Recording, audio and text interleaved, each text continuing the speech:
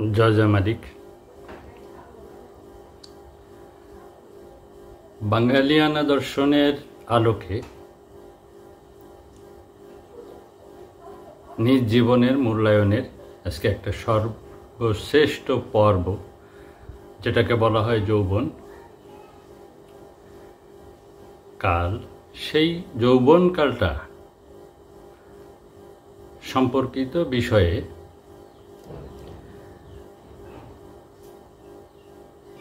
আজকের এই আলোচনা।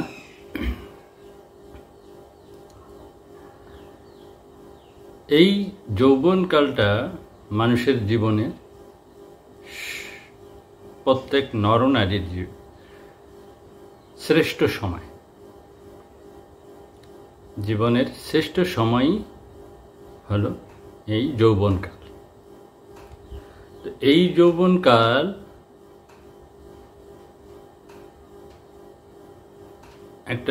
একটা নারীর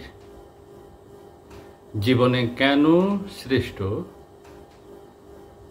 আর এই শ্রেষ্ঠ কালে আমাদের কি কি বিষয়ে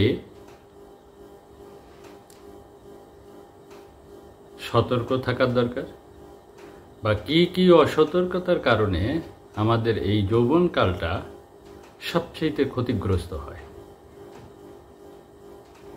এই যৌবনকালকে যদি আপনারা গুছিয়ে নিয়ে সামনে এগোতে পারি, তাহলে আমাদের পরবর্তী জীবনটা শান্তি এবং তৃপ্তির সহিত আমরা উপভোগ করতে পারব। সেই বিধায় এই বিষয়ে আমাদের জানা বোঝা খুবই গুরুত্বপূর্ণ। প্রত্যেকটা নর এবং নারীর যৌবনকালটা আসে, নরের আসে হলো 13 থেকে 15 বয়সে, আর নারীর আসে হলো 9 থেকে 13 বছরের মধ্যে। সে যৌবনকাল পদার্পণ করে। তো এই যে পদার্পণ ক্ষণ, এই পদার্পণ ক্ষণে যখন সে পতিত হন, তখন থেকে তার প্রয়োজন হলো সঠিক একজন শিক্ষকের, গুরুর।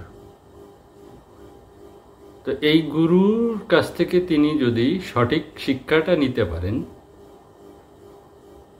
আর সেই আলোকে যদি তিনার জীবনটাকে গঠিত করতে পারেন, তাহলে এই নর এবং এই নারীর ভবিষ্যৎ জীবন শতভাগ নিশ্চিত করে বলছি যে পৃথিবীর সর্বাধিক যে শান্তি, সর্বাধিক যে তৃপ্তি তিনারা উপভোগ করতে পারবেন।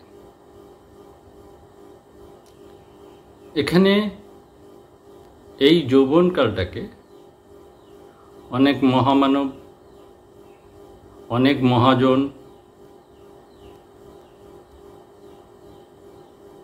বিভিন্নভাবে উপস্থাপন করে গেছেন, ইঙ্গিত প্রদান করে গেছেন, বা রূপকভাবে বলে গিয়েছেন। তো আমরা আসলে আমাদের এই বর্তমান যারা আমরা আছি এই ধরায়, তাদের ওই অত বেশি গভীরভাবে চিন্তা করার সময় সুযোগ নেই। কারণ ইঙ্গিত এবং রূপক যে কথাগুলো, এই কথাগুলো নিয়ে ভাবতে হয়, বুঝতে হয়, নিজের জ্ঞানকে বিকশিত করতে হয়। তো সেই সময়টা আমরা দিতে পারি না বা দেই না। সেইটা মাথায় রেখেই আমি আমার বাস্তবতা থেকে, আমার বাঙালিয়ানা দর্শনের বাস্তবতা থেকে যেটা পেয়েছি সেটা আপনাদের সম্মুখে তুলে ধরছি, যাতে আপনারা সেটা ধারণ পালন লালন করে আপনাদের জীবনটাকে শান্তি এবং তৃপ্তির সহিত কাটাতে পারেন, বা ভুলের মধ্যে নিজেকে পতিত না হতে হয়, সে ব্যাপারেই আপনাদের সতর্ক এবং সতর্ক করার প্রয়াস এবং আপনাদের শান্তি এবং কল্যাণের দিক নির্দেশনায় আমার এই আলোচনার মূল লক্ষ্য। তো আমাদের এই যে বয়সের যৌবনে পদার্পণের সন্ধিক্ষণ, এই সন্ধিক্ষণে আমাদের কয়েকটা বিষয়ে চিন্তা করতে হয়। সেটা হলো আসলে যৌবনটা কি। আমরা এই যৌবন কাল যে বলি, এই যৌবনটা কি? এই যৌবনটা হলো এই মানবদেহ গঠনের বা মানবদেহের যে মূল শক্তি, নর বা নারীর যে মূল শক্তি, সেই শক্তিটা সঞ্চয়ের ক্ষণকেই যৌবনকাল বলা হয়। তো এই যে পুরুষের দেহে বীর্য আকারে সেই শক্তিগুলো আনয়ন হয়, আর নারীর দেহে সেটাকেও বীর্য বলা হয়, কিন্তু আমরা পুরুষের দেহের যে বীর্য সেটার ভিতরে থাকে কি শুক্রাণু, আর নারী দেহের ভিতরে থাকে হলো ডিম্বাণু। তো এই দুটোই আমাদের শক্তি, দেহের শক্তি আনয়নের মাধ্যম। নরের হলো বীর্য, নারীরও বীর্য, কিন্তু সেটা ডিম্ব, আর নরেরটা হলো শুক্রাণু, এর মাধ্যমে। তো এই বয়সে যদি একটা ছেলে বা একটা মেয়ে তার প্রকৃত শিক্ষাটা নিতে পারে, তাহলে সে তার ভালো থাকাকে, শান্তিতে তৃপ্তিতে থাকাকে নিশ্চিত রাখতে পারে। এটা শতভাগ সঠিক।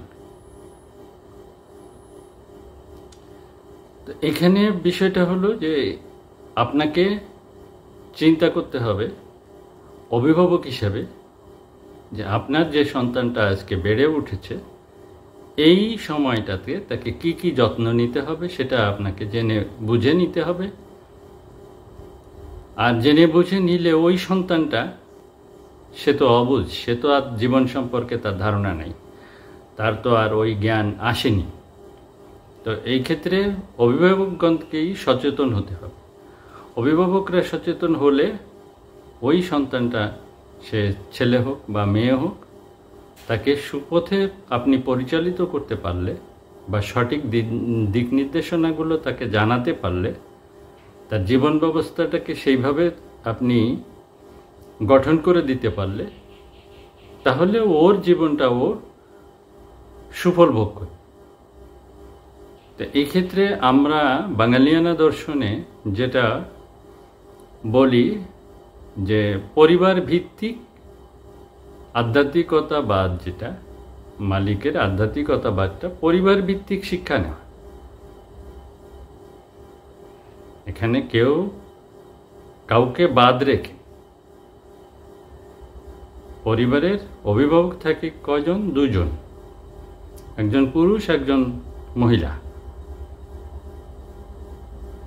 তো সেই পুরুষ আধ্যাত্মিকতা চর্চা করেন, অথচ মহিলাকে কখনোই তার ধারে কাছে নেন না। আবার মহিলা চর্চা করেন, পুরুষ তার ধারে কাছে যান না। এই ক্ষেত্রে শুরু থেকেই মতবিরোধ থাকে, মত পার্থক্য থাকে, মতানৈক্য থাকে।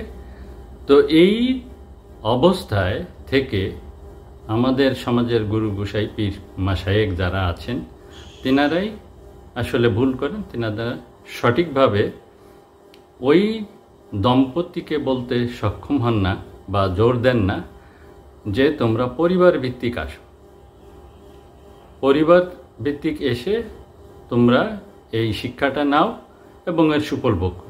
কিন্তু আমরা বাঙালিয়ানা চর্চাকারীরা, বাঙালিরা প্রত্যেককেই তার পরিবার ভিত্তিক আসার জন্য উৎসাহিত করি। এই কারণেই করি যে শিক্ষা একটা পরিবারের